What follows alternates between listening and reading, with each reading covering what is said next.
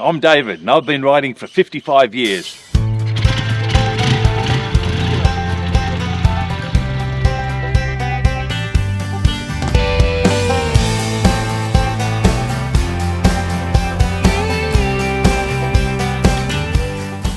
I've been riding AJS and Matchless bikes now for almost 50 years, and I just love them. You know, they just seem to never let me down. If you look around my shed here, you will find that I've only got AJS and Matchless parts.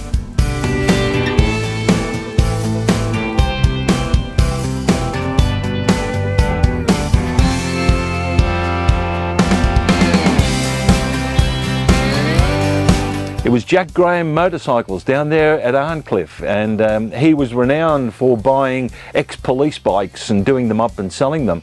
Well, he had this Matchless 650 down there. I went down and I thought, yes, I can afford that. It was in good mechanical condition, but it had a horrible paint job on it, and this is why it was so cheap, because it looked yuck. Well, I ended up buying the 650, and that was 1968, and only earlier on this year I sold the bike. So I'd owned the bike all those years.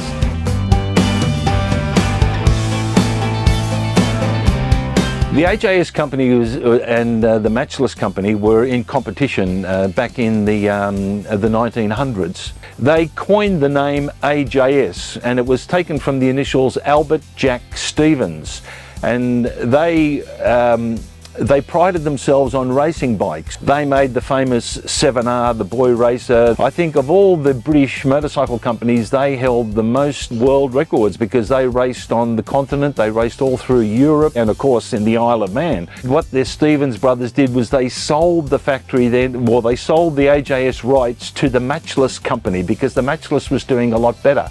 The Matchless company was based in London. The AJS Stevens company was based in Birmingham, so the name rights went all over to Matchless. So from about 1931, all of the Matchless and AJS bikes were all built back in the London factory, and they all came off the same production line, just badge engineering. And some had an AJS badge, some had a Matchless badge.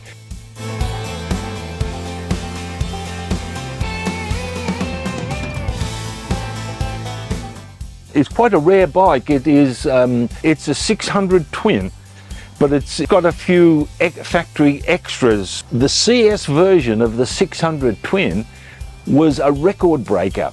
The CS stands for Competition Sprung Model, and it very few of the CS were actually made. Like there were plenty of the 600 road bikes. And the CS was quite different because you could order it. It was the only sort of like AMC bike that you could order the way you wanted it. It had a different frame, it had different wheels, different petrol tank, different exhaust, different front forks and suspension. It was designed to be custom made for trials and competition work. So these bikes were favoured by the Scottish 6-day trial guys. And of course, in America, they were really popular as the desert races. The Yanks, of course, used to strip them all down. The CS model has a detachable headlight, a special wiring harness.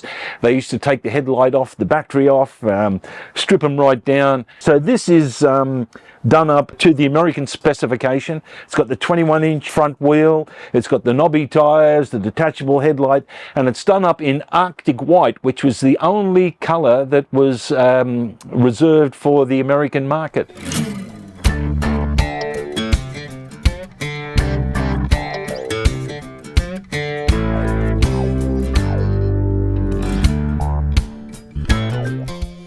It wasn't a goer. It was missing a lot of bits and pieces. It had been stored for quite a while. All the spokes were rusty. The tank was missing.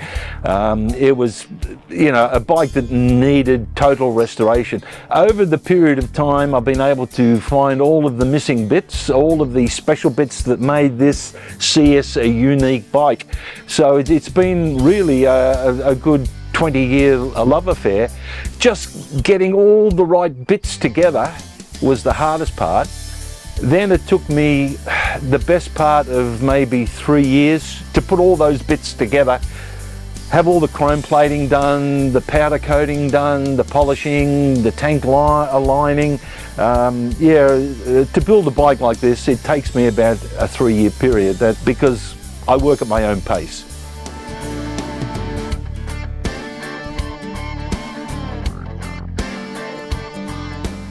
Join a club. I think it's most important to join one club, if not 2 clubs or 3 clubs, depending on what you want to do.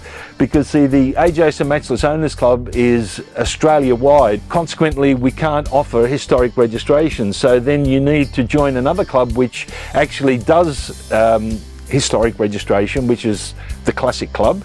And between the 2 clubs, you can find all the machinists, painters, all the advice, all of the literature, and all of the help that you need. It's all there. You've just got to get out and do it, and it's great fun. And you've got to have patience. It's not going to happen overnight.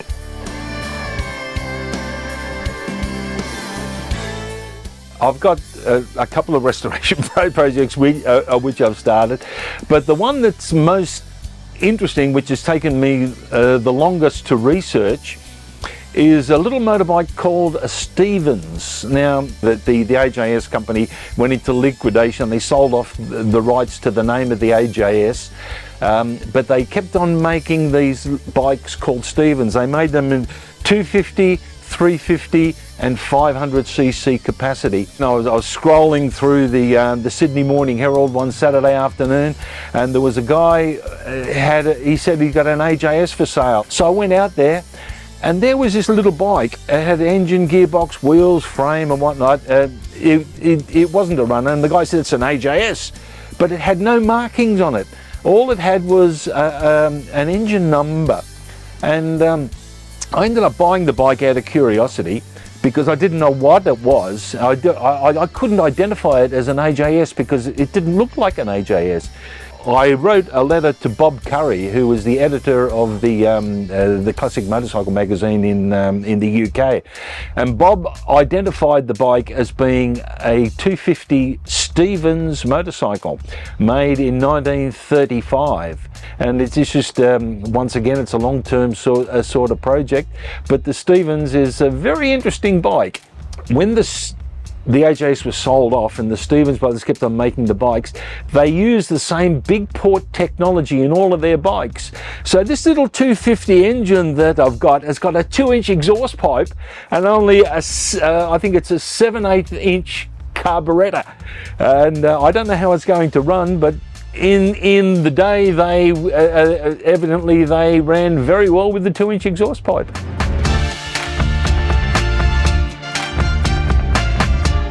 Modern bikes are more like a fad, like they come and go. But with a classic bike, especially if you take the time to look after them, restore them, and maintain them, they're an everlasting icon.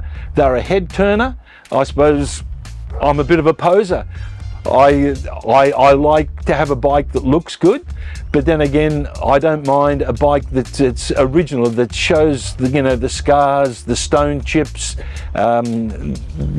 where you've worn the paint off the petrol tank. All of my bikes I build so that they can be ridden. I like in a few years' time, this bike is going to have stone chips and it's going to have a little bit of rust on the spokes. It'll probably have mud in the back of the gearbox. I don't mind that. They're there to be ridden, and I love riding them.